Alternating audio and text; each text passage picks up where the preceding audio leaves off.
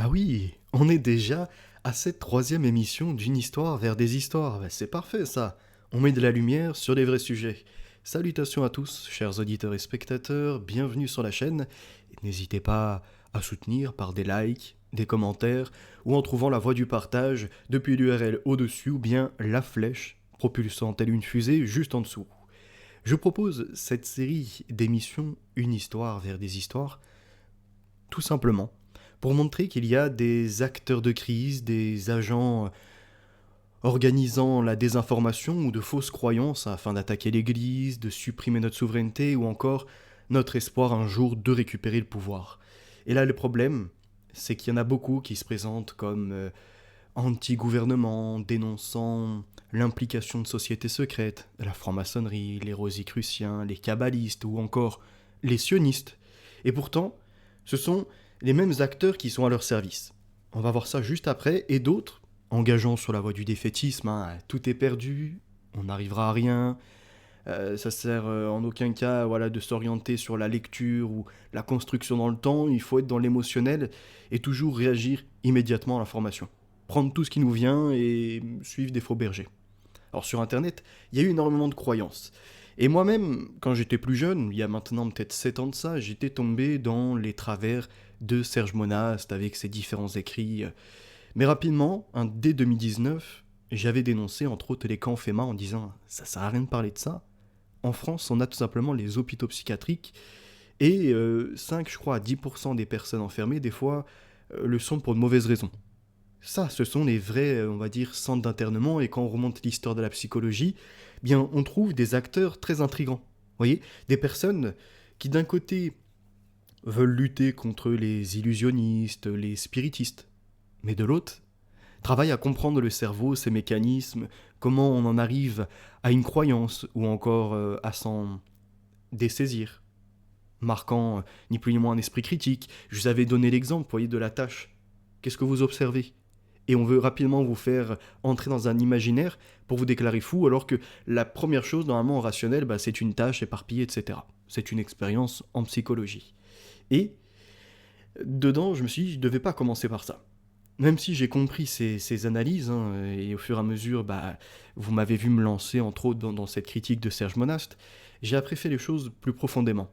Et j'ai regardé notamment qui était Richard Glenn, celui qui recevait dans Expérimental Ésotérique, une émission, je sais plus, je crois, canadienne, Serge Monast.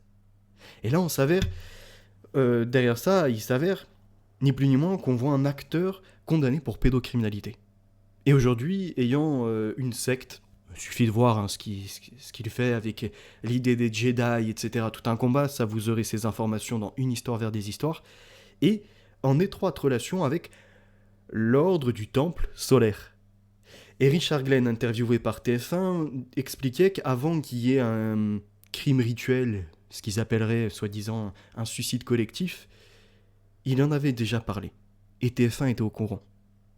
On remonte donc à tout un tas d'éléments intéressants. Et Serge Monast, lui, avait repris les travaux en nous parlant de Blue Beam, le rayon bleu, les extraterrestres, bref, les choses new ageistes.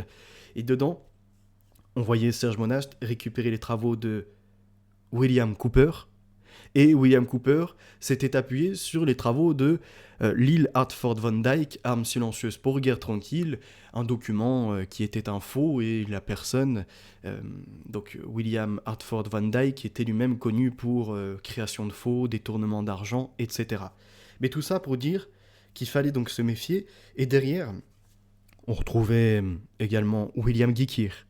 Et en remontant William Guy-Keir, j'en suis arrivé à carrément J. Edgar Hoover, c'est-à-dire le président de l'époque du FBI.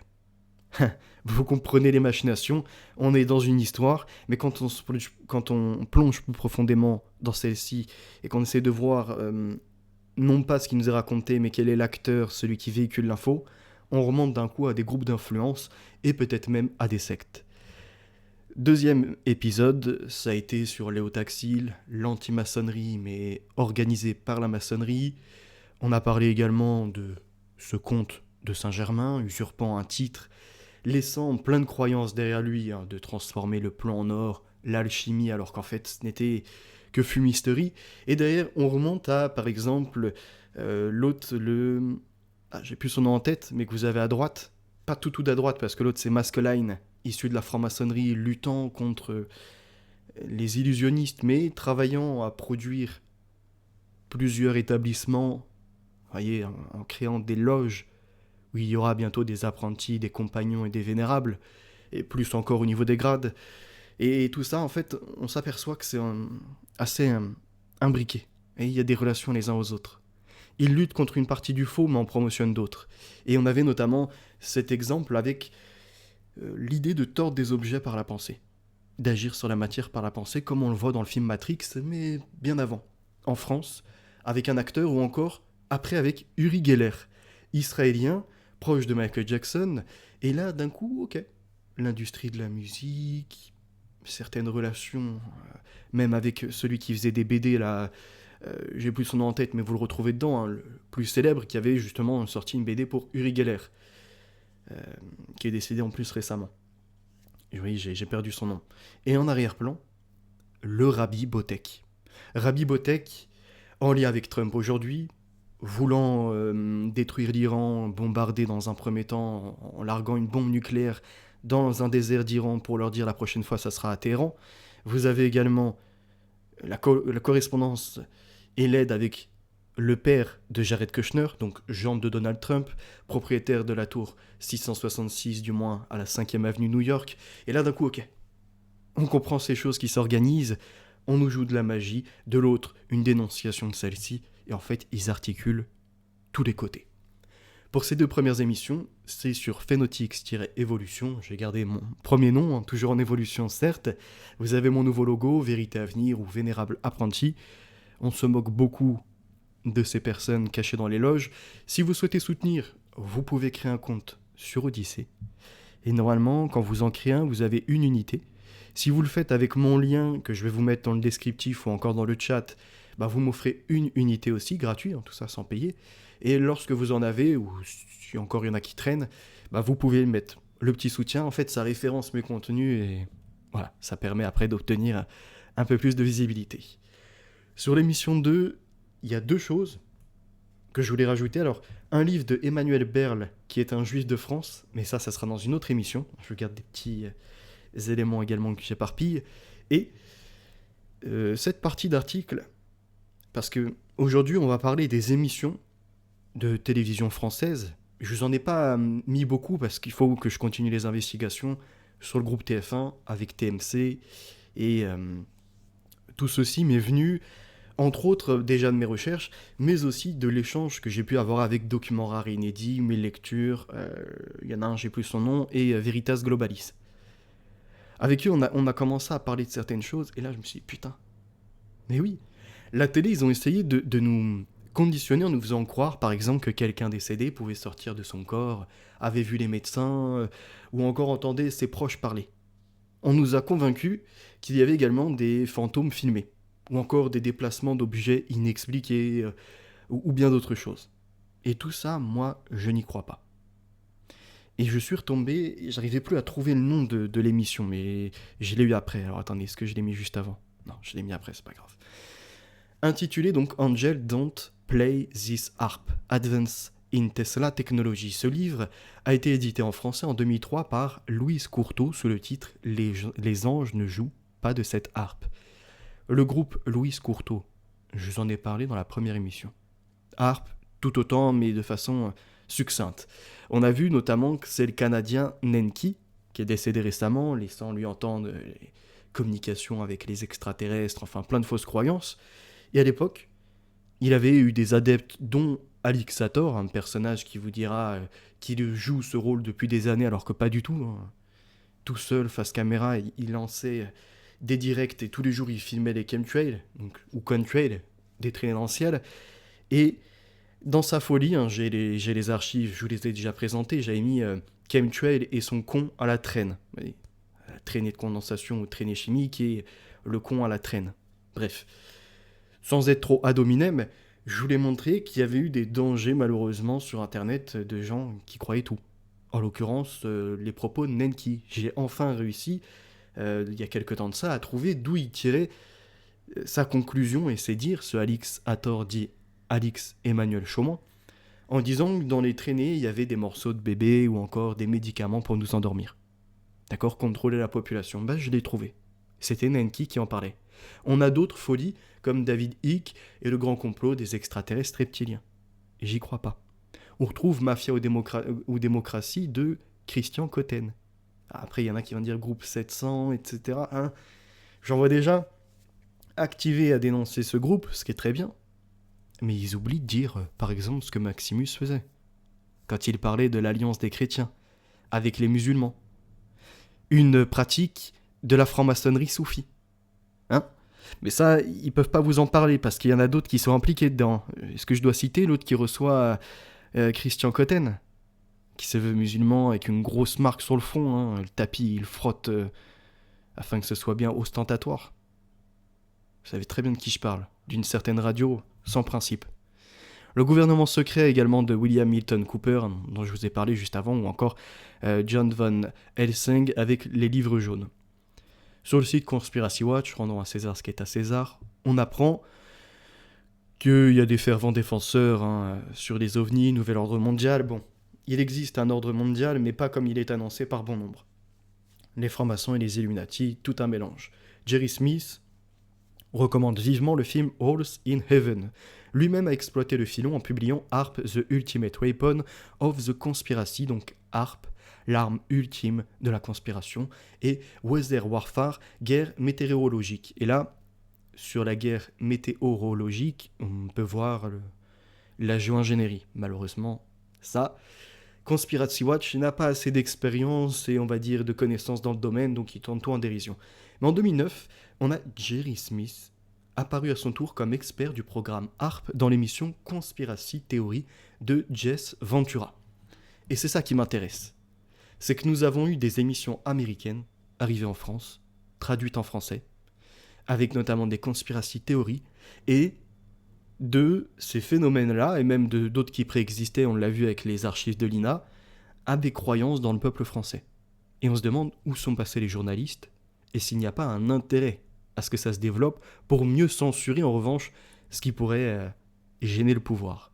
Et à l'époque, il y a maintenant de ça 7 ans, 8 ans, oui, de toute façon c'est marqué, il y a 7 ans, je suivais une chaîne qui s'appelait Nico et Mariana. Vous voyez, pour entre autres intervenir et leur dire c'est de la merde ce que vous faites.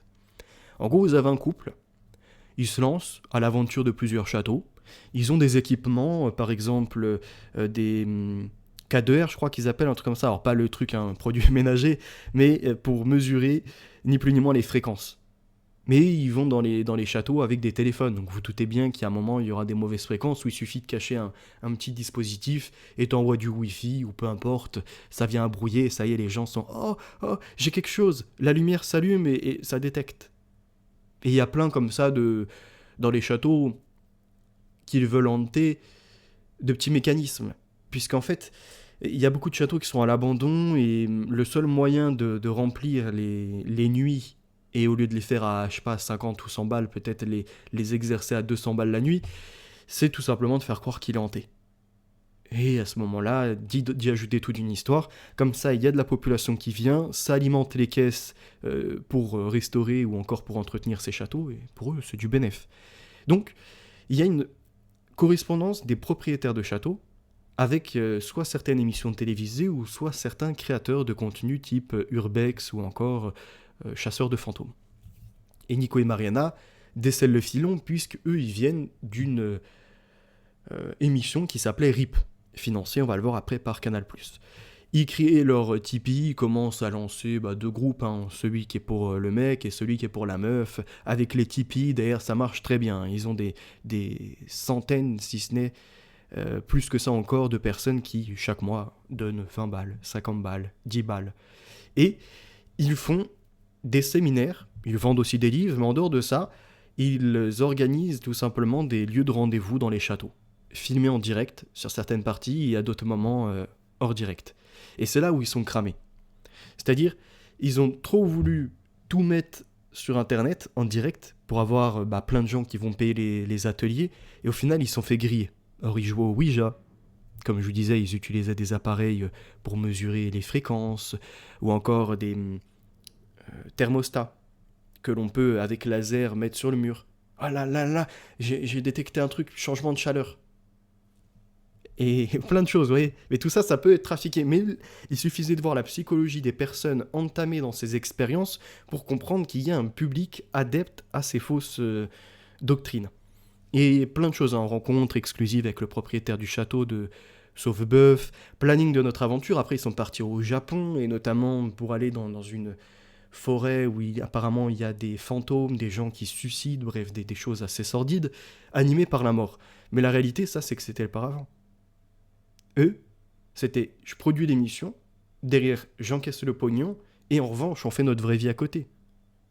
Et vous les voyez, en fait, des fois, ils pouffaient de rire, ils ne pouvaient pas se retenir face à la stupidité, soit de leur auditeur, ou pire encore, quand il y avait des personnes face à eux, ouais, c'est compliqué. Donc après, ils jouaient d'un certain humour. Visite des collections d'Europe sur la préhistoire, incroyable. La porte s'ouvre toute seule, bon, plein de vidéos comme ça. Ombre noire, ou encore les orbes qui apparaissent. Il y en a pour tout le monde. Et vous les voyez notamment à parler de Ouija, communication avec les morts. Finalement, ils réaniment, et ils tentaient de faire d'ailleurs du pied à Canal+, pour obtenir une émission. Malheureusement pour eux, ça n'a pas fonctionné. Expliquons. L'équipe de RIP est créée en 2004. En avril 2007, la première enquête est médiatisée par la télévision suisse romande, qui réalise un reportage de 6 minutes pour le magazine Nouveau.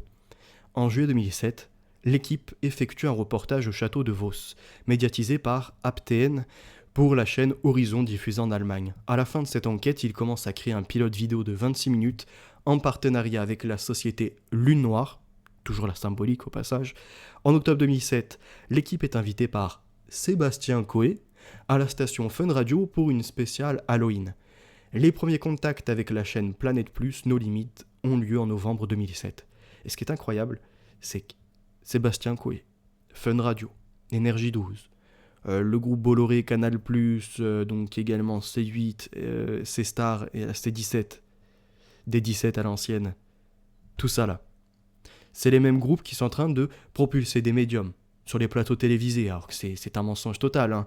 Mais ça leur crée en fait une certaine respectabilité, puisque passer sur un plateau de télévision, il y aura au moins quelques téléspectateurs qui les appelleront, feront appel à eux, et tomberont peut-être sur une veuve dépressive qui veut rentrer en contact avec son mari, ou inverse, un veuf avec sa femme décédée, et à ce moment-là, il y en a qui sont prêts à donner leur fortune, hein. Il y avait même eu ces histoires dans la télé-réalité de vaudou, où ils payaient des milliers d'euros par mois. Et ils sont dans la croyance que, tiens, si tu piques la poupée, tu pisses dessus ou j'en sais rien, l'autre il va recevoir un mauvais sort. Comprenez ? Et c'est là que l'on aperçoit plusieurs niveaux. Ceux qui sont tout au-dessus comprennent que c'est une aberration, mais se servent de certains acteurs qui comprennent qu'ils sont dans la manipulation, mais ça leur gagne pas.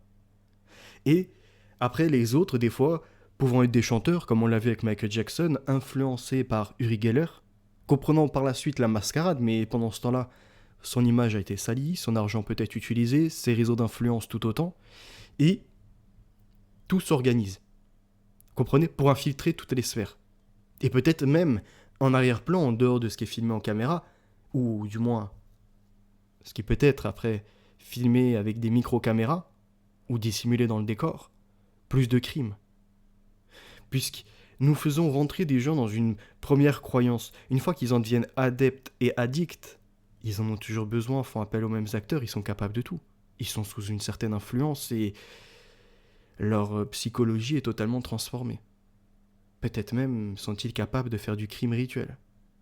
Enfin, ne nous éloignons pas, on voit quand même des grands acteurs, Sébastien Coé, Planète Plus, toujours les mêmes liens. Et en 2008, les frères Augusto coproduisent avec la société de production Little Big Prod une enquête au château de Vos en compagnie de Sophia et Saïdi. L'épisode rencontre un franc succès, plus de 400 000 téléspectateurs. Et dans TPMP, on a un personnage qui s'appelle... comment il se nomme ? Un blond, là. Un bout de table. Assez jeune, on nous le vend comme un millionnaire, etc. Mince. Ganton, ou je sais plus comment il s'appelle, Janton. Celui-ci possède une société de production. Et vous allez bien comprendre qu'il y a beaucoup de formats où il tire en longueur. Vous connaissez ces contenus. À l'écran, il vous raconte une histoire, par exemple, je sais pas, les 10 histoires les plus merveilleuses ou les 10 faits du paranormal, et il tire en longueur une histoire, juste pour après avoir des coupures publicité, que tu reviennes, et au final, quelque chose qui pourrait durer 30 secondes, ils te le font durer 5 minutes. Voyez, ils changent de personne, hop, ils te mettent des images en fond sonore, ils reviennent, ils disent, je sais pas, 2-3 mots, puis ils s'arrêtent, ils créent une certaine intrigue. Mais tout ça, ils n'y croient pas, ces gens. C'est juste que c'est bankable. Et en 2010, le RIP signeront officiellement avec Planète Plus à eux. Le premier épisode de la saison 1 sera diffusé sur Planète Plus No Limit le 5 janvier 2011 et ils rencontreront un succès. Il y aura donc plusieurs saisons jusqu'à la saison 5 en projet avec un nouveau concept. Les saisons 1 et 2 ont été aussi diffusées sur D17 en avril 2013. Planète Plus, c'est également au cœur du paranormal, rencontres extraterrestres, les preuves incontestables, témoignages des maisons hantées, et tout ça sous fond de documentaire. Dès le début, voyez Cosmopolitis Productions. Et lorsque vous vous intéressez à ce groupe, oh tiens, ça parle d'alchimie, de science ou magie, d'exorcisme, la face cachée du diable, expérience de mort imminente. Mais encore, la TCI en lien avec l'au-delà. Narrateur, fasciné par les phénomènes paranormaux et leur lien avec les cercles des décisions, décide de brouiller les limites entre la vie et la mort en tentant des expériences de transcommunication instrumentale, les ovnis et le pouvoir, penseur de secrets. À mi-chemin entre un documentaire anthropologique et scientifique, une exploration d'une des figures les plus méconnues de la culture populaire de l'Hexagone, les guérisseurs ou penseurs de secrets. Vous avez appris les choses sur les ovnis, et sur l'alchimie on voit également cette science qui permettrait de trouver la panacée, la médecine universelle et de prolonger la vie par un élixir. La croyance dans un post-humanisme ou transhumanisme poussé au paroxysme. Vous découvrez également les intérêts pour les sorciers, agents du bien ou serviteurs du mal, un narrateur fasciné par les phénomènes paranormaux et leur lien avec les cercles de décision décide d'en savoir plus sur le monde occulte des sorciers. Les agents du mal sont-ils parmi nous ? Plein de croyances comme ça. Paranormal, reportage sur la zone 51, mais également les secrets du paranormal, enquête paranormale, je suppose que c'est, comment il s'appelle, l'auteur que je vous ai dit tout à l'heure, le blond, qui est sur TPMP, qui est à l'origine de ce enquête paranormale. Derrière, c'est ni plus ni moins qu'en présentatrice Valérie Benaïm, groupe C8, C-Star. En 2022, on a un autre personnage qui est également Jocelyn F. Keller, conférencier, salon du paranormal, rencontre du mystère et de l'inexpliqué, salon fantastique, repas ufologique. Alors on s'en remettra également à Roche Soccer, Top Secret, avec ses liens tout simplement le remenant à Richard Glenn, à l'ordre du Temple solaire. Ok, attendez, c'est pas fini. Dès le printemps 2019, Jocelyn F. Keller collabore à de nombreux sujets de la série Enquête paranormale, donc comme on l'a vu présentée par Benaïm, intervient également sur l'émission Enquête mystérieuse diffusée sur RMC Story, ainsi que dans l'émission Les secrets du paranormal d'Énergie 12. On peut également retrouver des dizaines de ces émissions sur BTLV en format podcast, donc podcast sur la plateforme dédiée d'Europe 1, Mystère et Inexpliqué. Et d'Enquête paranormale, puisqu'il s'agit de pousser les choses, nous retrouvons Sandy Lagdar, présentée comme, à l'écran pour tout le monde, spécialiste du paranormal. Appel de l'au-delà, des morts contactent leurs proches par téléphone. Est-ce que vous vous rendez compte de la folie et de l'abominable qu'ils sont en train de produire ? C'est-à-dire, nous avons des gens face à nous, ayant extrait, alors soit par Facebook ou encore, je sais pas, par d'autres réseaux sociaux, plein d'informations sur une personne. Imaginons des fichiers comme ça, établis, des médiums, entre guillemets, diseurs de bonne aventure, alimentés par ces fichiers, peut-être achetés ou échangés entre eux contre des combines ou encore, certains clients, et se servant de cela contre leurs clients et des fois même en les appelant. Et je sais pas, avec une intelligence artificielle reproduisant quasiment la voix, ou si, je sais pas, le défunt a eu le malheur malheureusement de laisser quelques audios sur internet, d'en récupérer et de formuler des mots. Tout en mettant des tchut, ouais, comme si ça coupait, que c'était l'au-delà. Là, ce que je suis en train de vous déclarer, c'est pas forcément dans l'enquête paranormale, mais je me doute que ce sont des pratiques qui s'exercent. Et à la télé, ils vous font croire à ça, justement. Comme ça, les gens, ah ouais, ils ne veulent pas accepter qu'il y a la mort. Que la vie, eh bien, c'est une naissance, un paroxysme et une sénescence. Ralentissement cellulaire, poussière retourne à la poussière. Lumière retourne à celle-ci. Ce qui s'élève le sera, ce qui s'abaisse tout autant.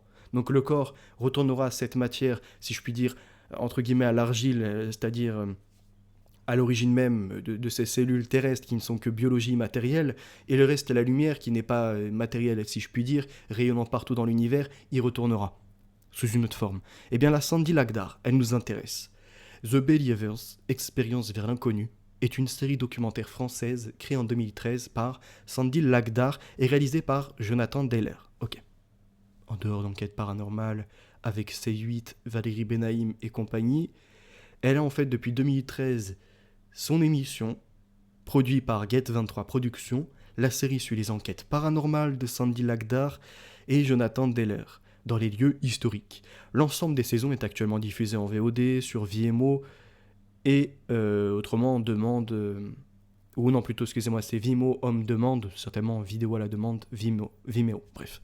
La saison 1 est diffusée depuis 2015 sur la chaîne Planète Plus Aventure Expérience. Ils ont un sacré intérêt pour nous faire entrer ça dans la tête.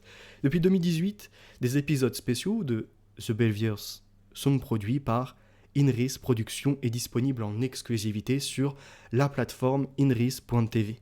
La saison 2 est diffusée depuis juillet 2019 sur la chaîne Planète Plus Aventure Expérience.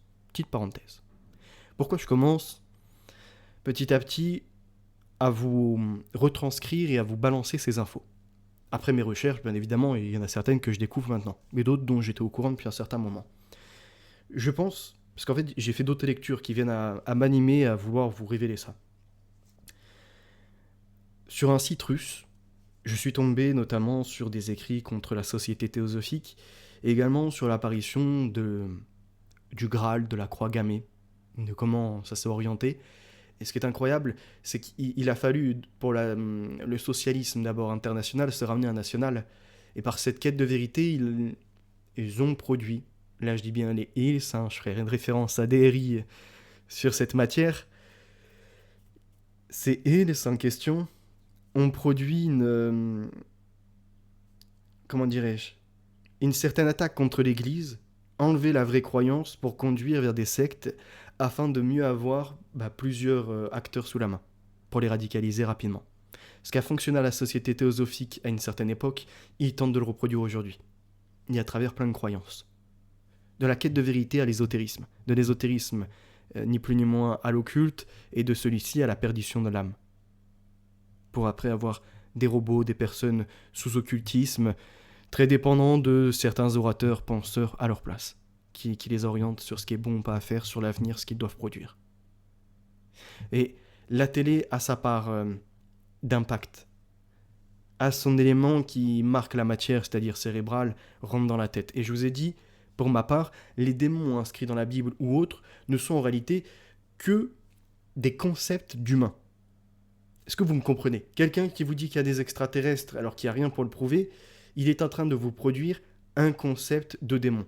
C'est une fausse croyance, c'est quelque chose de nicolaïte. Un autre, vous laissant entendre que vous pouvez communiquer avec les morts, en fait de même. Et lorsqu'il rentre dans votre tête, eh bien, il est en train de pénétrer, si je puis dire, votre croyance, votre être, ce qui anime tous les jours votre vie, et votre, ni plus ni moins, savoir-faire en matière de discerner le bien du mal.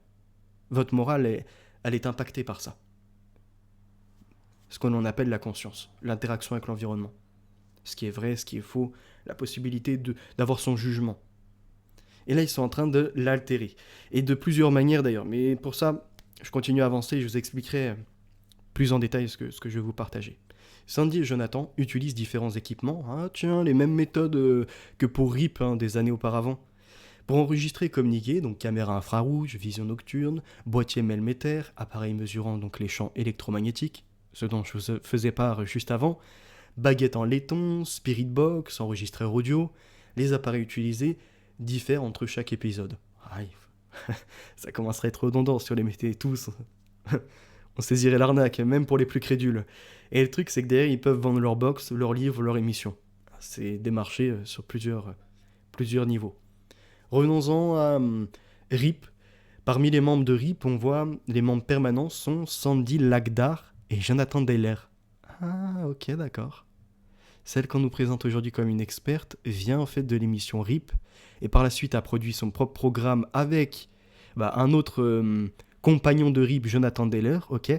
D'autres personnes ont participé à certains épisodes en tant qu'enquêteurs et assistants, Pascal Jaubert, Théo Stefanini, Maxime Buendia et Denis Dobelcourt, RIP, émission télévisée. L'enquêteur en paranormal, Zach Bagans, Ghost Adventure, en lui-même à sa propre émission, fait une apparition dans le premier épisode de la saison 1, le château de Fougeray de RIP, pour donner du crédit.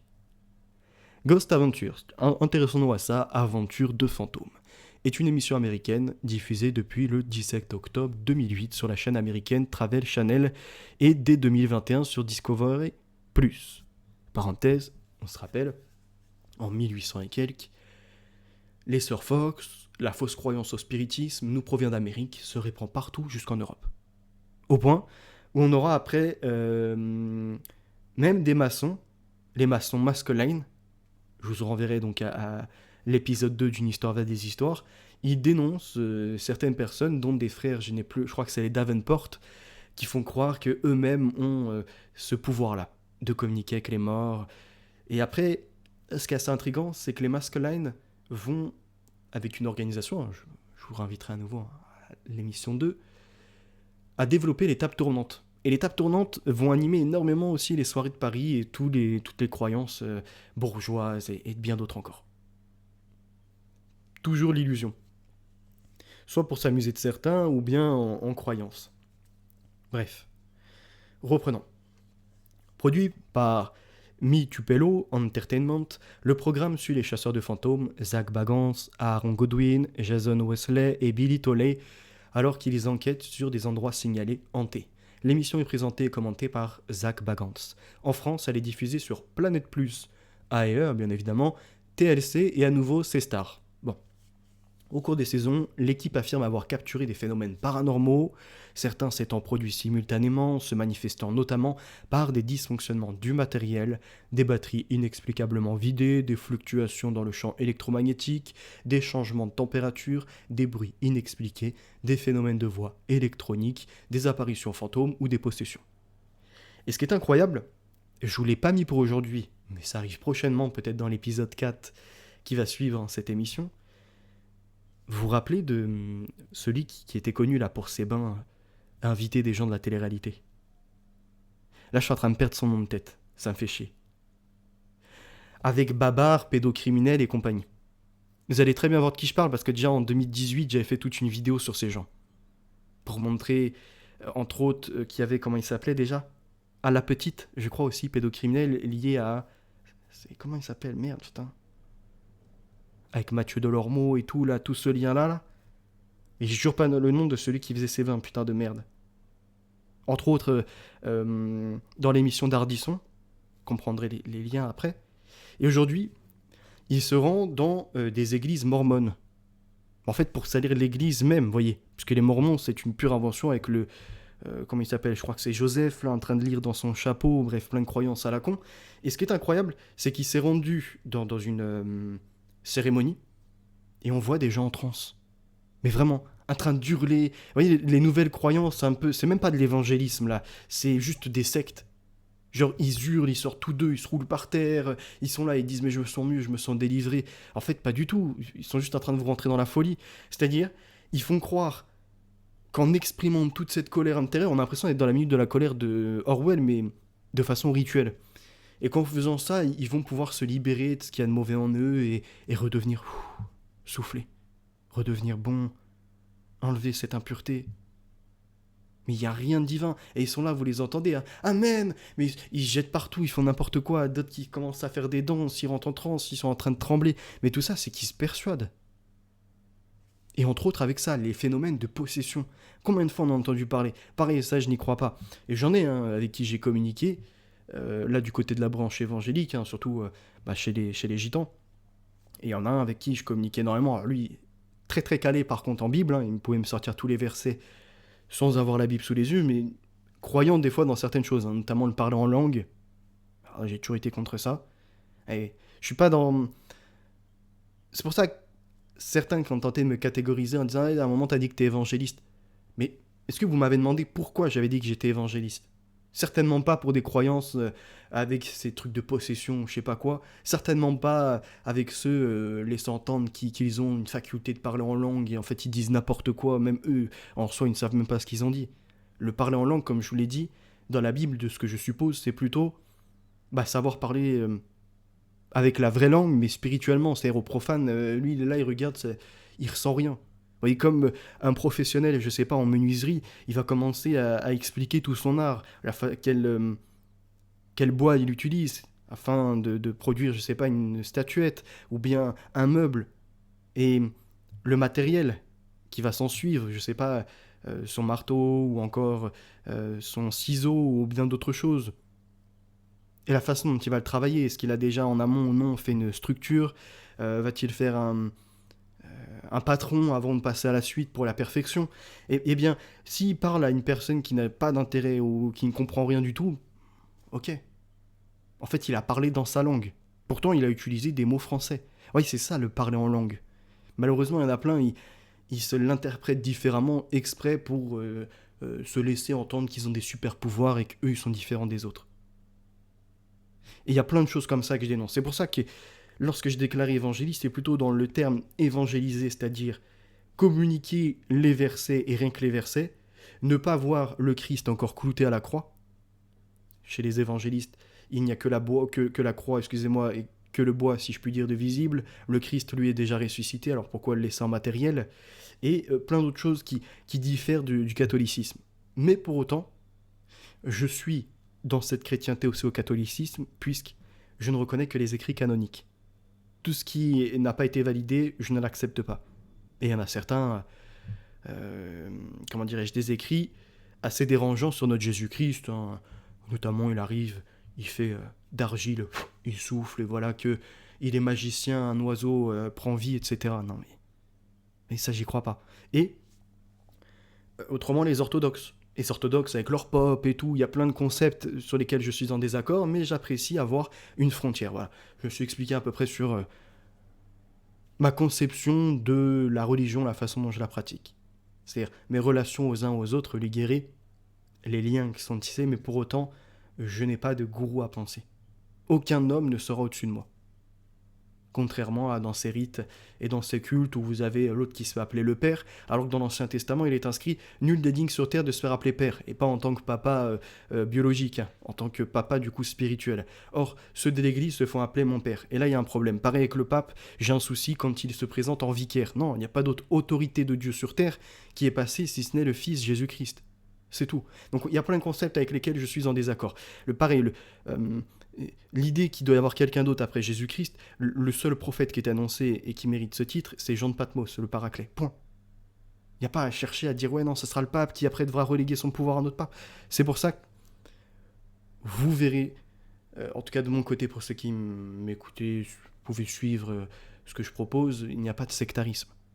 Des fois j'ai des énoncés précises sur lesquels j'accepte une contradiction. Je ne me laisse pas faire comme ça, c'est-à-dire je ne lâche pas le morceau comme ça, mais pour autant je ne suis pas sous sectarisme ou compagnie. Ce qui me permet d'ailleurs d'y voir clair dans bien des domaines. Poursuivons. Cette Sandy Lagdar, et là c'est intéressant, ma rencontre avec le monde invisible, expérience, aventure, mystère, histoire, amour, destin, futur. Vous voyez toujours ces symboles d'un miroir, d'une double vision, de deux têtes également, et puis pourquoi pas celui qui est plus concentré, ici, il décèlera peut-être une symbolique. J'en dis pas plus, je vous laisse découvrir par vous-même, si vous avez une certaine connaissance, et ce qui renvoie également à Janus, tête dans le futur, tête dans le passé, me répond jamais des actes du présent. Le petit en bas, là, l'édition, c'est quoi? C'est l'édition Lanor. Tiens, c'est là où une histoire nous mène encore à d'autres histoires. Qui sommes-nous? Les éditions Fernand Lanor ont été créées en 1910 et sont spécialisées dans la publication de livres sur la santé, les médecines douces, le développement personnel, la spiritualité, l'ésotérisme.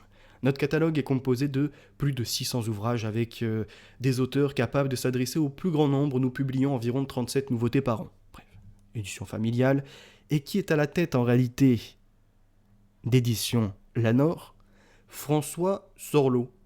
Mais il est également à la tête de nouvelles éditions latines. Alors à la base, ils étaient 4 dans l'affaire.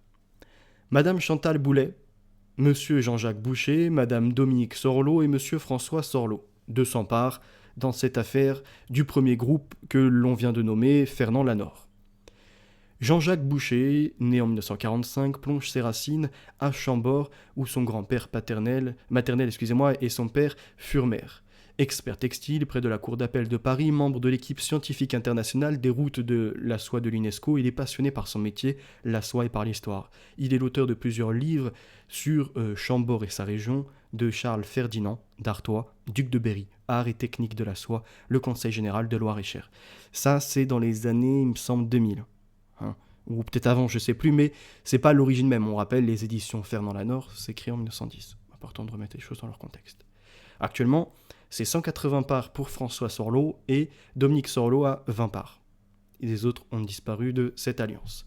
Les nouvelles éditions latines ont été créées en 1928 par Fernand Sorlot. Alors vous allez me dire, mais c'est bizarre, parce que là, du coup, c'est François Sorlot. Oui, mais attendez. Vous voyez bien sur le site Papers que François Sorlot est à la base pourquoi ? Parce qu'il y a eu une récupération, un héritage. Et ces gens-là, je les vois comme les super-héros inconnus, si je puis dire, les maçonniques soufis pour certains. C'est aussi dans les années 30 que les nouvelles éditions latines rachètent les éditions Bossart, puis l'horizon s'élargit avec l'arrivée des éditions Catalogne, qui amène tout un secteur de traduction de littérature étrangère, secteur qui sera développé jusqu'au milieu des années 50. Et on les voit dans la part d'histoire, l'art et tourisme, le monde littéraire, mais aussi dans le monde catholique. Et en fait, dans les livres qu'il publie pour certains, se trouve une désorientation du chrétien. Et c'est pour ça que je vous dis, quand on a fait dans l'émission 2 Léo Taxil, engagé par les catholiques pour taper contre les maçonniques, la réalité c'est que c'était un maçonnique en critique de l'ecclésiastisme, si on peut dire ça comme ça, ou des ecclésiastes si vous préférez, recruté par l'Église, mais en fait il n'était pas sorti de la loge, vous voyez, il était encore en travail en réalité. Et donc il a créé tout un tas de faux comme René Guénon. Enfin, c'est un autre sujet, on en parlera plus tard. Fondateur des nouvelles éditions latines en 1928, Fernand Sorlot, a été l'éditeur d'une traduction française non autorisée de Mein Kampf en 1934 à la demande de Charles Maurras. Ah, intéressant. Donc les nouvelles éditions latines, liées donc avec tout le côté moderne que l'on a vu, des gens avec leur émission RIP, etc., mais également liées à Charles Maurras, alors on va s'intéresser à ce personnage après, dans le vouloir de publier Mein Kampf, mon combat, soi-disant pour le rendre visible de tous les Français. La réalité, je pense que c'était plutôt pour créer de l'antisémitisme là où il n'y en avait pas. Lisons la suite. Donc à la demande de Charles Maurras, qui souhaite une traduction fidèle de cet ouvrage afin de comprendre son idéologie. Enfin, Hitler ne voulait diffuser que des traductions expurgées de ses intentions belliqueuses. L'ouvrage est publié avec cette injonction du maréchal Iliotet, je cite, « Tout Français doit lire ce livre ». Alors, soit pour mettre en alerte les Français, ou bien pour créer de l'antisémitisme. Peut-être même de l'antisionisme, qui sait, mais ça c'est une autre facette. Charles Maurras met en avant une doctrine basée sur l'antisémitisme d'État et la xénophobie et prône un changement de régime en faveur d'une monarchie héréditaire fondée sur une vision réaliste de ses relations internationales. Bien qu'anti-allemand et anti-nazi, il soutient Pétain sous Vichy et l'instauration d'une législation antisémite. Poursuivant la publication de l'Action française sous l'occupation allemande, il réclame l'exécution des résistants. Arrêté à la Libération, il est condamné à la réclusion criminelle à perpétuité et à la dégradation nationale. Il est gracié pour raison de santé en mars 1952. Il y a un autre personnage juste après, pareil, gracié pour problème de santé alors qu'il était traître à la nation française. Et vous voyez, il réclame l'exécution des résistants, mais se déclare publiquement anti-nazi, anti-allemand alors qu'il favorise l'antisémitisme par une législation et voulait, à sa demande, que les nouvelles éditions latines de Fernand Sorlot publient Mein Kampf. Sa condamnation à la dégradation nationale entraîne automatiquement sa radiation de l'Institut de France. Il avait été élu à l'Académie française le 9 juin 1938. Son parcours et sa pensée jouent un rôle essentiel au sein de la droite et de l'extrême droite en France. Il a influencé notamment Charles de Gaulle, mais aussi la droite nationaliste. En avril 1928, Fernand Sorlot, proche du mouvement d'action française de Charles Maurras et Marcel Bucard, crée les éditions Les Étincelles situées 34 rue des Archives. On les voit très bien par trois fonctionner comme ça. Alors, qui est l'autre acteur? Nous venons de voir Fernand Sorlot, Charles Maurras, ou Maurras, je ne sais plus comment on prononce, et Marcel Bucard. Marcel Bucard est un homme politique français né le 7 décembre 1895 à Saint-Clair-sur-Epte, en Seine-et-Oise, et fusillé le 19 mars 1946 au fort de Châtillon, en Seine. Fondateur en 1933 du mouvement franciste, un parti politique d'extrême droite antisémite inspiré du fascisme italien, il collabore pendant l'occupation, ne jouant cependant qu'un rôle d'arrière-plan. Un collaborateur à nouveau. Après la libération, il organise le parachutage de saboteurs issus des rangs du francisme ou franquisme, je ne sais plus comment on nomme ça, sur le territoire français en collaboration avec les forces du Troisième Reich. Finalement, il est arrêté en Italie alors qu'il essaye de passer en Espagne, extradé, il est condamné à mort et fusillé pour ses actes de collaboration. La même année, donc quand on remonte son histoire, on voit qu'il adhère parmi les premiers au faisceau de Georges Valois, premier parti à se revendiquer ouvertement du fascisme et dont il est chargé de la direction de la propagande à partir de 1926. Il se rapproche également de l'ancien socialiste antimilitariste Gustave Hervé, fondateur de la milice socialiste nationale, collaborant au journal La Victoire que celui-ci dirige. Incroyable. 1926, avant Hitler, on a des milices socialistes nationales travaillant ni plus ni moins à l'ouverture du fascisme. Ok, ça c'est ce qu'on nous fait oublier de l'histoire.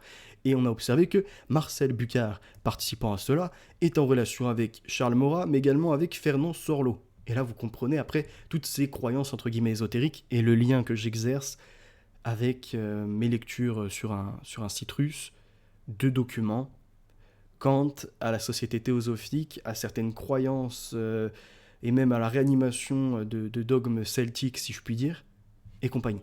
Tout un mélange pour une fausse religion. Et en fait, participant à ni plus ni moins l'idéalisme pratique de Kalergi, bref. On rentrera plus en détail après, la dynastie, où il faut finalement, comme le maçonnisme, produire son antimaçonnisme pour mieux réussir à obtenir des adeptes. Il se rapproche également donc de l'ancien socialiste, comme on l'a vu, antimilitariste Gustave Hervé, fondateur de la milice socialiste nationale, collaborant au journal La Victoire que celui-ci dirige. Cependant, en 1927, lorsque Georges Valois, dans son ouvrage Le fascisme, rejette toute tentation antisémite et traite Mussolini de réactionnaire, Bucard le désapprouve et se tourne vers François Coty et son quotidien L'Ami du Peuple, dont il se voit confier la rédaction de la page hebdomadaire consacrée aux anciens combattants. Le 29 septembre 1933, Marcel Bucard fonde le mouvement franciste ou franquiste, je ne sais plus comment on le prononce, mouvement d'action révolutionnaire s'inspirant du fascisme italien, mêlé à du spiritualisme. Bingo! Il participe aux émeutes du 6 février 1934. Marcel Bucard devient antisémite après son arrestation, fin 1935, et l'interdiction de son mouvement prononcée par le Front populaire. Il attribue alors aux Juifs, je cite, une fonction de désagrégation sociale et, je cite, un goût presque inné de la dépravation, fin de citation, l'antisémitisme devenant la pierre angulaire de son mouvement, il publie L'emprise juive en 1938. Ce personnage, Knut Hamsun, dont on va parler là dans les minutes qui arrivent, est également lié à Louis-Ferdinand Céline. On parlera de ce personnage Louis-Ferdinand Céline plus tard. Ce qui est incroyable, c'est que dans la publication, enfin dans les œuvres, entre autres, qui appartiennent au groupe Fernand Sorlot, on a le recueil anglais-français des termes techniques militaires. Nous avons certains documents qui semblent sortir de militaires déclassifiés et compagnie. Le 10 décembre 1941, Fernand Sorlot accepte l'aide de l'éditeur allemand Paul Liszt Verlag pour publier 3 nouvelles collections, Écrivains du siècle, Les chefs-d'œuvre et La vie européenne.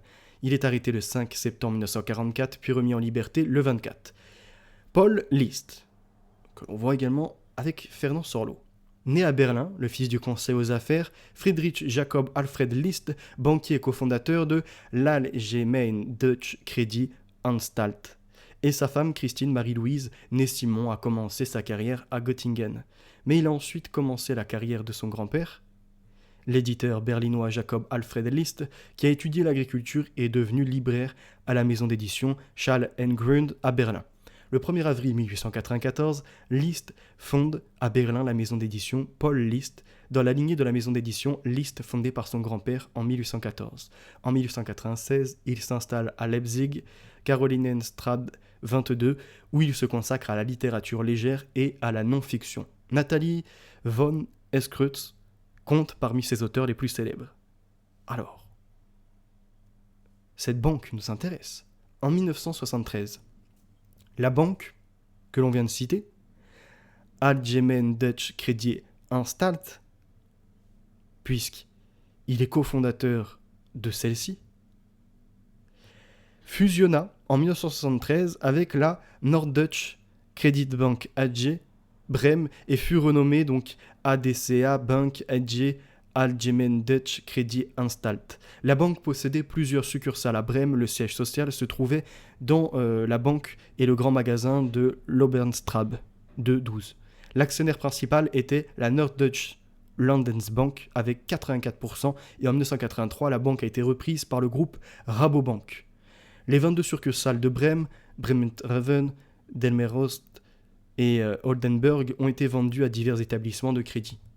C'est-à-dire, à la base, il est co-créateur d'un immense empire qui sera repris et racheté par Rabobank. Et Rabobank, c'est incroyable, c'est une société multinationale néerlandaise des services bancaires et financiers dont le siège social est à Utrecht, aux Pays-Bas. Le groupe comprend 89 Rabobank néerlandaises locales en 2019, une organisation centrale, Rabobank Nederland, et de nombreux bureaux et filiales internationaux spécialisés. L'alimentation et l'agroalimentaire constituent la principale activité internationale du groupe Rabobank.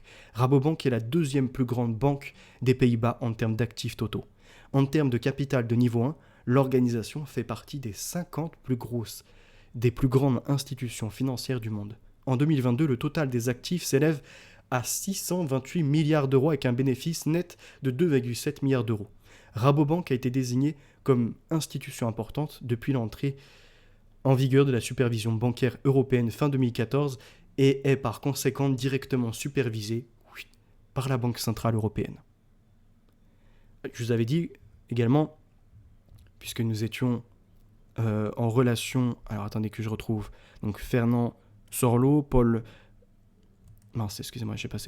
List Verlag, et il y en avait un autre juste avant, c'est Knut Hamsun aussi, et Knut Hamsun, on va le retrouver hop là, juste là. Les œuvres complètes de Knut Hamsun ont été publiées par Paul List Verlag. Comprenez le lien que j'exerce. Depuis 2004, la maison d'édition est une filiale d'Ølstedt Bugverlag. Hamsun avait de fortes opinions anti-anglaises, en partie à cause du traitement réservé à la Norvège pendant la Première Guerre mondiale, et soutenait Adolf Hitler ouvertement et l'Allemagne nazie, voyageant pour rencontrer Hitler pendant l'occupation allemande de la Norvège. En raison de son soutien déclaré à l'occupation de la Norvège et au régime de Quisling, il fut accusé de trahison après la guerre. Il ne fut pas condamné officiellement en raison du problème psychologique et de problèmes liés à la vieillesse. Un autre traître, lié, vous comprenez, au même personnage, là on est en train d'emboîter tous ces gens, et tous jugés, oh non, il est inapte, problème de santé, problème psychologique, laissons-le en vie. Et se vit infliger une lourde amende tout de même en 1948. Le dernier livre de Hamsun, On Overgrown Paths, écrit en semi-emprisonnement à Lanvik, concerne son traitement et la réfutation des accusations d'inaptitude mentale. Lui, il dit non, je suis en bonne santé. Incroyable. Et on retrouve un de ses ouvrages publiés du coup à la maison d'édition que l'on a cité tout à l'heure. Je sais plus, on reviendra après. Dès sa jeunesse, Hamsun a adopté la croyance anti-égalitaire et raciste. Dans The Cultural Life of Modern America, il a exprimé sa ferme opposition au métissage. Je vous laisserai lire, c'est une horreur. Hamsun écrivit plusieurs articles de journaux au cours de la Seconde Guerre mondiale, notamment sa célèbre affirmation de 1940 selon laquelle, je cite, « Les Allemands se battent pour nous et écrasent maintenant la tyrannie de l'Angleterre sur nous et sur tous les pays neutres. » Fin de citation. En 1943, il envoya au ministre allemand de la propagande Joseph Goebbels sa médaille du prix Nobel en guise de cadeau. Son biographe Thorkild Hansen interpréta donc cela comme faisant partie de la stratégie pour obtenir une audience avec Hitler.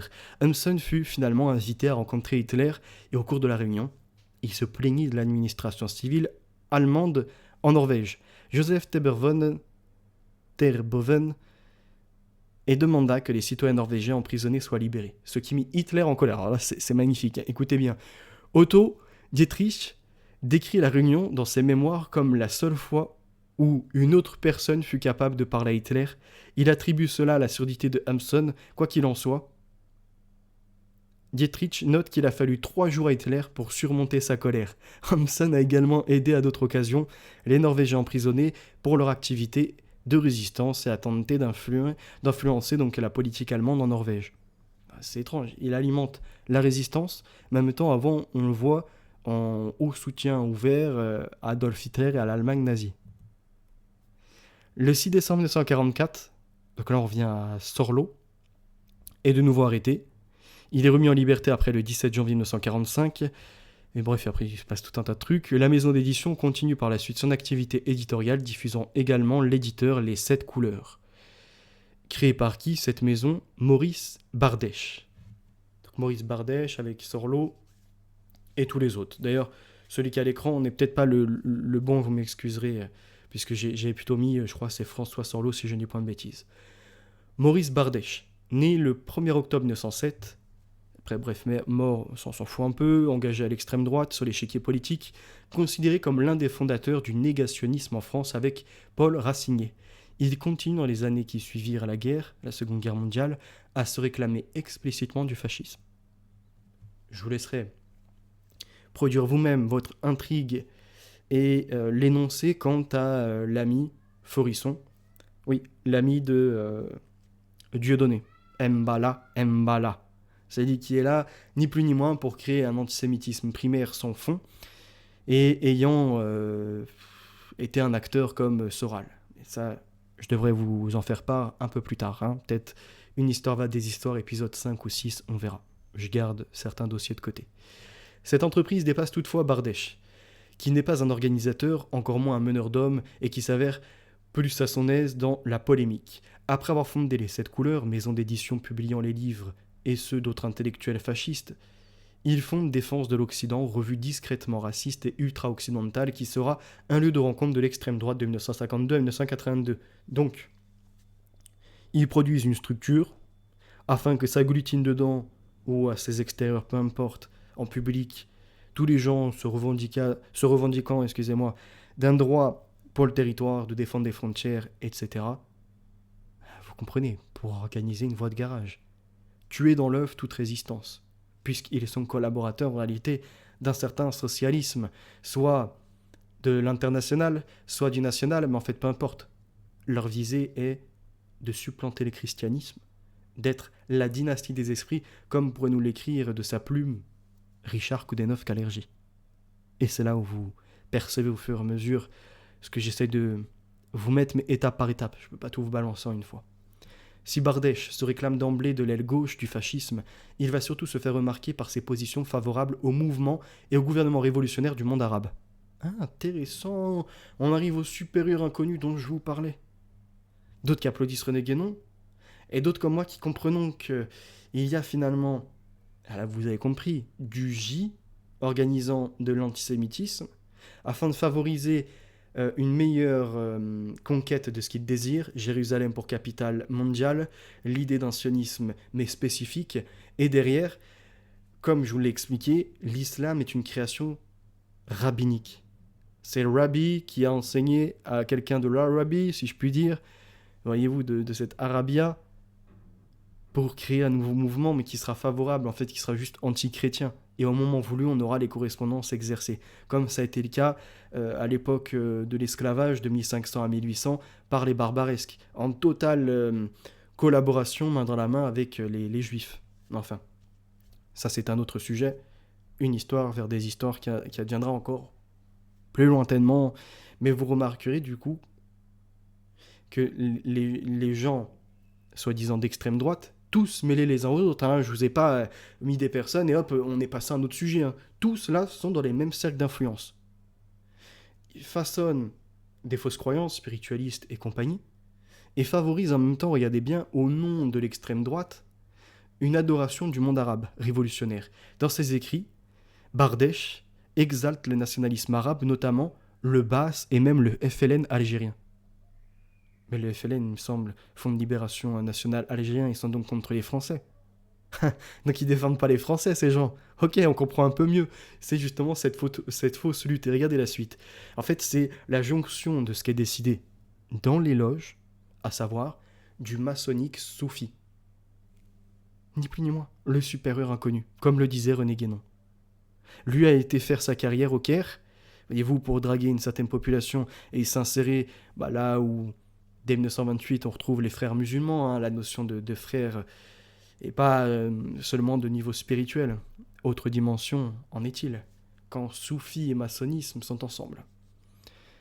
Regardons la suite. Il est d'ailleurs attesté qu'il correspond régulièrement par la plume avec Johann von Leers, 1902-1965, un ancien membre du NSDAP converti à l'islam qui travaille au Caire par le gouvernement égyptien depuis 1956. Excusez-moi, pour le gouvernement égyptien.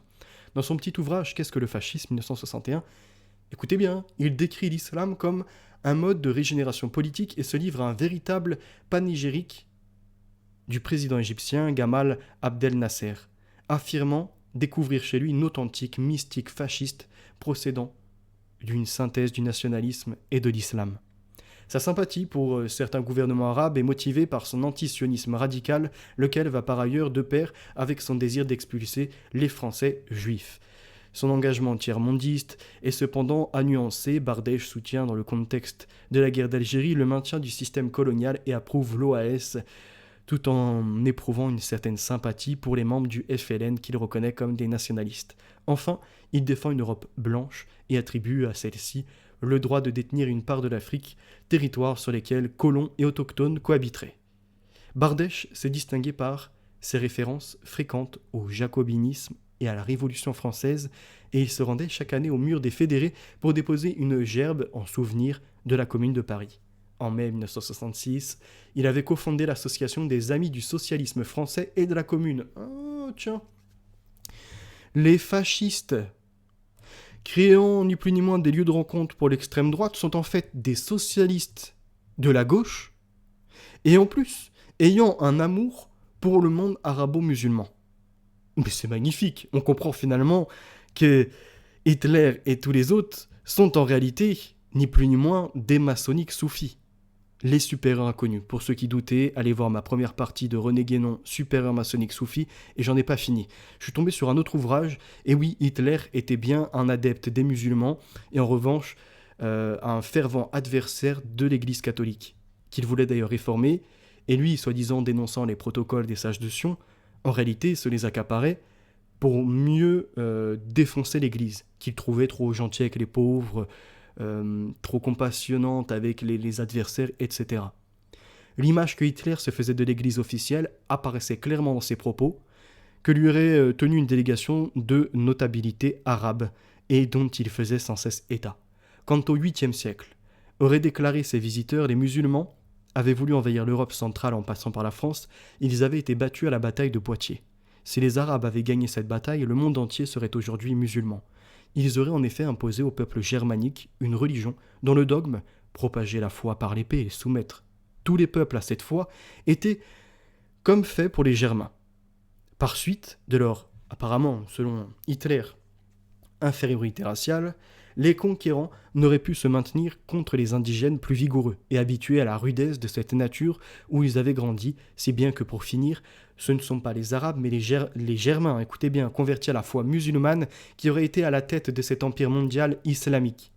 Hitler visait donc finalement à créer une cohabitation avec les musulmans, à les draguer, voilà pourquoi d'ailleurs il prenait des conseils auprès du grand moufti de Palestine.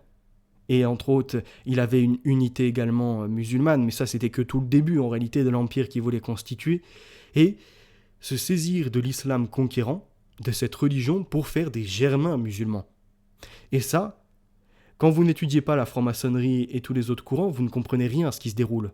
En fait, il est en train d'accomplir, ni plus ni moins, la destruction de la chrétienté par l'islam, justement, pour aboutir à ce programme de Planck-Allergie, mais des autres qui sont étudiés depuis longtemps, à savoir la dynastie de l'esprit, et celle-ci doit être une dynastie du judaïsme, puisque Mohammed a été étudié, entre autres, le Talmud, en dehors de la Torah, et de l'évangile chrétien, des évangiles chrétiens si vous préférez. Quand vous étudiez le Coran, les hadiths et leur attente eschatologique, c'est exactement l'attente des Juifs, de l'époque déjà, à savoir un sauveur El-Mehdi, qui gouvernera le tout, réduire Jésus en simple prophète. C'est l'attente. Et ce qui est incroyable, c'est qu'Hitler était en train d'accomplir ça. Et regardez, Hitler avait l'habitude de conclure ce récit par la considération suivante, je le cite. « Nous avons la malchance de ne pas posséder la bonne religion. Pourquoi n'avons-nous pas la religion des Japonais, pour ce qui est, en tout cas pour qui se sacrifie à sa patrie et le bien suprême. La religion musulmane aussi serait bien plus appropriée que ce christianisme avec sa tolérance amollissante. Aujourd'hui, continuait-il, parfois curieusement déjà avant la guerre, les Sibériens, les Russes blancs et les hommes de la steppe vivent d'une façon extraordinairement saine.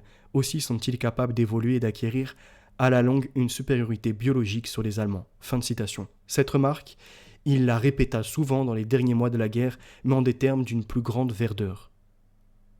C'est tout. C'est clair, net et précis.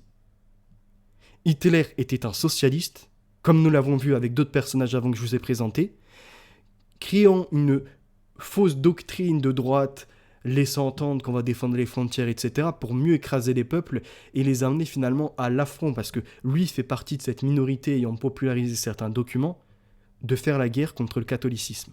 C'est tout. Vous voulez lutter contre le nazisme ? Vous voulez lutter contre les socialistes, contre l'islam, contre les juifs, contre le sionisme, contre tout ce que vous voulez ? Soyez chrétiens. Et c'est là où vous apercevez que communiste, comme socialiste national, comme socialiste tout court, comme islamiste, et donc le woke islamisme, ou encore l'islamo-gauchisme, qui est en fait du socialisme islamique, ou encore la maçonnerie soufie, tous, partout sur la planète, s'attaquent à une seule chose, à la chrétienté, et au fait que l'on reconnaisse Jésus-Christ comme étant Adonai Yeshua Bar Eli, à savoir Seigneur Jésus, Fils de Dieu. C'est tout. Revenons-en aux 7 couleurs, qui est une maison d'édition française d'extrême droite, fondée à Paris par Maurice Bardèche, que l'on a vu, faisant l'éloge de tous ces musulmans, et finalement de cette idée même d'Hitler, remplaçant le christianisme. Le nom de l'entreprise fait référence aux 7 couleurs, roman de Robert Brasillach, dont les ouvrages furent les premiers à être édités par cette SARL, Société, je crois, aux responsabilités limitées, de 7 couleurs. L'un des principaux objectifs de cette maison d'édition était de redonner une tribune aux auteurs épinglés de la CNE au cours de l'épuration après la Libération et autres nationalistes, ce qui, corrélativement, donna lieu à la fondation de Rivarol et du mensuel Défense de l'Occident.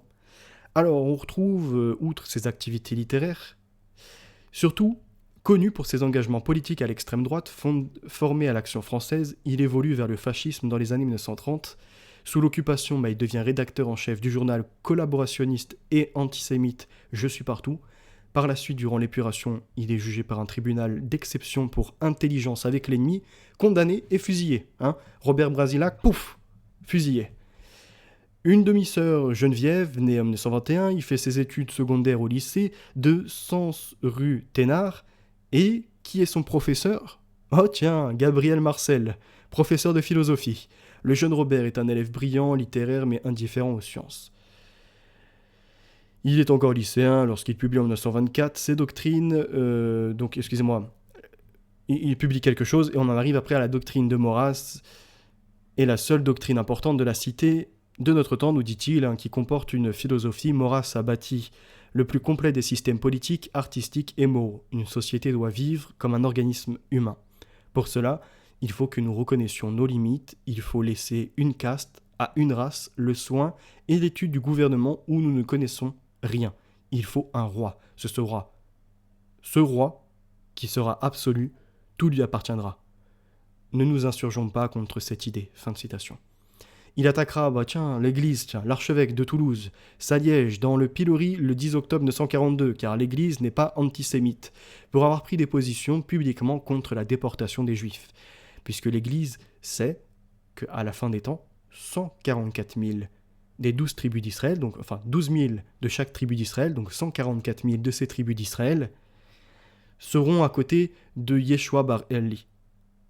Le chrétien n'a pas la haine du juif, ni d'ailleurs des autres. En soi, le chrétien n'a aucune animosité, si je puis dire. Saliège, attaqué par Robert Brasillach, sera également caricaturé dans Je suis partout, dans laquelle le journal polémique avec les évêques, Guerlier, Saliège, s'étant opposé aux déportations de familles juives en propageant le mythe d'une relocalisation des juifs par la Gestapo. Je cite. Que des juifs de Varsovie, de Cracovie, de Kiev, je pense de Kiev peut-être, etc., soient ramenés au ghetto natal, que cette racaille pouilleuse, que ces parasites, que cette clique étrangère dont les vols, escroqueries, provocations et assassinats n'ont pas l'excuse d'un patriotisme exaspéré, oui, que ces rébus de l'Europe, soient mis hors d'état de nuire de France, les sacristies s'émeuvent, les chairs retentissent de lamentations. Fin de citation. Après, on a d'autres explications, et on nous dit la reprise par Robert Brasillach de son activité journalistique en zone occupée marque sa rupture avec Charles Maurras, qui refusera de le revoir après avoir affirmé, je cite, « Je ne verrai jamais les gens qui admettent de faire des tractations avec les Allemands. » Fin de citation. Gabriel Marcel. Pendant la Première Guerre mondiale, il s'était engagé au sein de la Croix-Rouge comme volontaire au service des disparus et avait participé à des expériences métapsychiques visant à communiquer avec l'au-delà. Est-ce que l'on peut le mettre en relation avec tous ceux que je viens de citer ? On va voir ça. Ne soyez pas impatients. On nous dit Amelin, ayant développé un système ternaire proche de celui de Hegel pour expliquer la représentation. En 1926, il crée chez Plon la collection de littérature internationale Feu croisé, tout en poursuivant ses activités d'écrivain, de conférencier, d'auteur dramatique, de critique littéraire et musicale. De 1955 à sa mort, il préside la Société des Amis de Charles Dubos. Oh tiens. Gabriel Marcel, après la libération en septembre 1944, sa mère et son beau-frère c'est qui ? Ah, c'est Maurice Bardèche. Ok. Un des gens qu'on a cité avant Brasillach, alors je vais peut-être pas tout remonter, mais on l'a cité tout à l'heure, sont arrêtés pour faire pression sur lui. Il se constitue alors prisonnier auprès de la préfecture de police de Paris. Il est emprisonné à la prison de Fresnes et poursuivi pour intelligence avec l'ennemi. Son procès, qui s'ouvre le 19 janvier 1945 devant la cour d'assises de la Seine, dure 6 heures et lui, il est condamné à mort le jour même après une délibération de 20 minutes. Sa défense étant assurée par Jacques Isorni, lequel fut également quelques mois plus tard avocat de Philippe Pétain. Tous ces liens, mêmes avocats, même personnes. Ces droits d'auteur sont confiés à diverses associations sociales à partir de 1944. Et dans les jours qui suivent, à l'initiative de Jean Anouilh, Marcel Aimé et François Mauriac, j'ai pas eu le temps de creuser sur tout le monde, vous m'excuserez, une pétition d'artistes et d'intellectuels renommés, parmi lesquels Paul Valéry, Paul Claudel, Daniel Rops, Albert Camus, Jean Paulan, Roland d'Angelès, Jean Cocteau, Colette, Arthur Honegger, Maurice de Vlaminck, André Barsac, Jean-Louis Barrault, Thierry Molinier, etc. demandent au général de Gaulle, chef du gouvernement provisoire, la grâce de Gabriel Marcel, alors qu'il a fait intelligence avec l'ennemi. Le général choisit de ne pas commuer la peine prononcée, je vous avoue ce mot, je le découvre. Enfin, je l'ai lu, mais j'ai peut-être pas cherché tout à l'heure le sens de la définition de ce mot, c'est pas grave, mais je suppose que il décide de ne pas finalement absoudre, enlever cette peine, ce qui entraîne l'exécution de la sentence le 6 février 1945, après avoir refusé de se laisser bander les yeux. Robert Brasillach est fusillé au fort de Montrouge. Charles Dubos, on l'a cité, juste avant encore. L'amitié anime sa vie et son œuvre, inséparable de sa perception de l'œuvre dont il parle, soit qu'il rencontre l'auteur contemporain, soit que l'auteur mort ne devienne par la lecture un ami véritable. Par ses contemporains, André Gide, Bernard Grotesen, Gabriel Marcel, Paul Bourget, Edith Wharton, Marcel Proust font partie de ceux avec qui il entretient des échanges fréquents qui nourrissent en permanence un travail intérieur. Je n'ai pas eu le temps de poursuivre après cette enquête, mais c'est déjà pas mal pour aujourd'hui. N'hésitez pas à soutenir, like, commentaire. Vous avez également l'Odyssée, Phénotix-Évolution et la possibilité de soutenir. La vérité est notre avenir. En chrétien, nos valeurs sont ancrées et notre victoire est assurée.